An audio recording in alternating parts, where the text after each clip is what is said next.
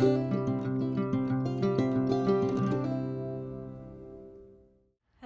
and welcome back to another episode of I Demand a Homestead. My name is Amanda, and today what we're going to be talking about is the second kind of step in our making of white wine from our own grapes. If you saw the previous episode, you will have seen me kind of stomp those grapes to get the juice out, obviously in a completely sanitary way, and then add some water, add some sugar, add some potassium metabisulfite to kind of kill off the bacteria and wild yeasts, and then a couple of days later add the yeast to get it to start fermenting. Okay, so if you want to check out that video to kind of see how we got it all started, then you absolutely can. That'll show you the process. Now we are 2 weeks in, and we're going to check and see if our fermentation is done, and then we're going to kind of try and pour the wine off the grape skins. All right, so let's go and check out and see what it looks like. Okay, so here is my fermenter here, which is got a weight on top of it just to keep the fruit flies out. And we can kind of see if we stir that around. Again, I'm going to break the rules and stir with my thermometer. There's a few bubbles, but not very many, nowhere near what it was before. So it looks like the fermentation is pretty much done. What we can do is we can test again whether or not all that sugar has turned to alcohol with our hydrometer. The 0, which is really hard to see, 0% right there, okay? So before it was floating up at this kind of 12-13% mark. So it has gone fully to a completely dry wine, which is what I wanted. So the fermentation went all the way through to being done, which is great news for us.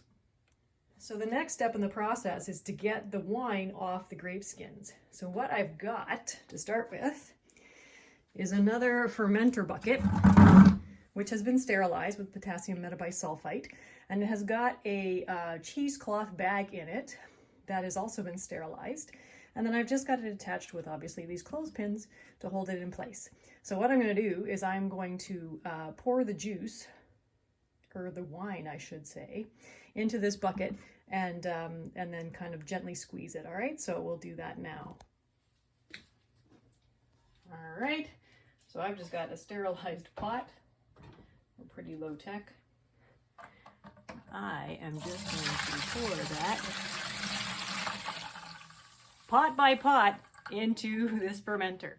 Okay, so now we have poured all the wine in here. And now what we're going to do carefully is take these pins off and gather up these grape skins. Trying not to lose any of them. That would be kind of counterproductive.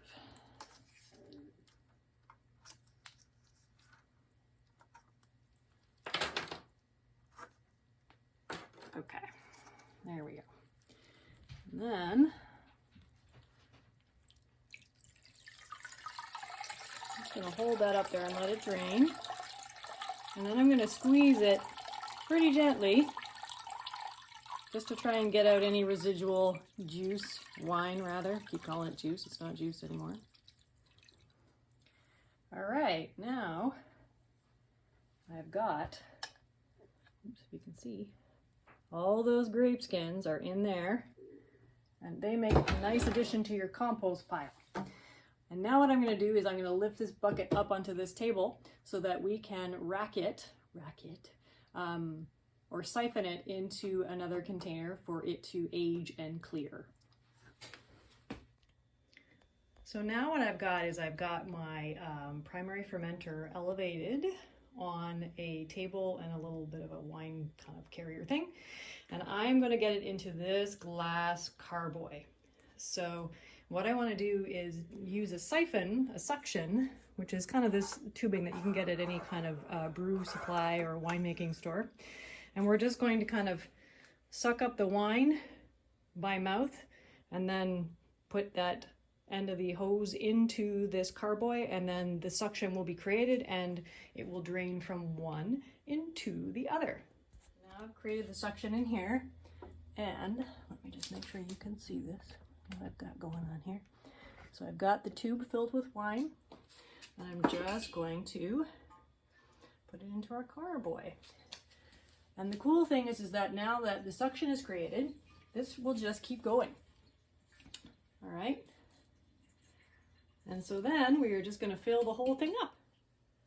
So here is our now full carboy, and you can see how high we have it poured up to the neck here, and this is what you want. At this point, because the fermentation is done, you don't want this wine to have any contact or as little contact with oxygen as possible. So you don't want the level down here where the surface area where the wine is in contact with the oxygen is greater. You want it up here, okay? So if you don't happen to have enough wine to kind of get up this high, you can do a few different things. I squeezed a little bit more wine out of that cheesecloth. The other thing you can do, you can add another bottle of wine to it of a similar kind if you already have that. You can also add water.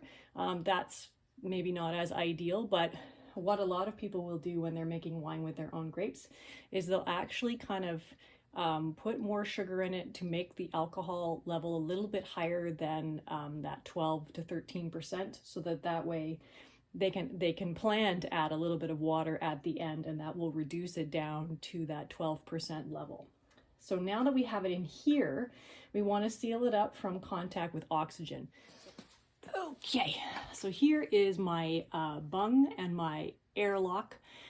So what this is, and it's sterilized obviously because everything has to be sterilized. So you can't really see it, but there's like a little, hang on, in a second. Hold on, let me show you. Got another one. So here's another one. Okay, so what it has is it has a little kind of cap. These are just made out of plastic. Goes inside. So there's an entry port here for air. So like, let's say this is still fermenting a little bit, but not too fast. You can still kind of put it in here, and then you fill this up with water or water with some potassium metabisulfite, and that way it creates a barrier so that no more kind of air can get in, but air can get out and it can bubble out through here, right? So this is a much safer way, so that way no air gets into your wine. And again, it's got that stopper on it here, that bung here, okay? And it's got a lid on top. So I'm gonna put that in nice and firmly, okay? Just like that. And then what I'm going to do is I'm going to probably lift it up onto this table again, and I'm going to leave it for somewhere between 4 to 6 weeks to age and to clear. And then if I need to, I can rack it to another one of these carboys. And then hopefully at that point, if it's nice and clear, it will be ready to bottle. So we will bring you back to see it then. So thank you for joining me on another episode of I Demand a Homestead. I'm very excited about this wine. This is about 28 bottles worth of wine, so this will be good in the winter time. All right, so join us again. If you like this video, please feel free to press the subscribe button or the notification bell, and so that way you'll know when I put out another video. All right, guys, have a good day. Take care. Bye-bye.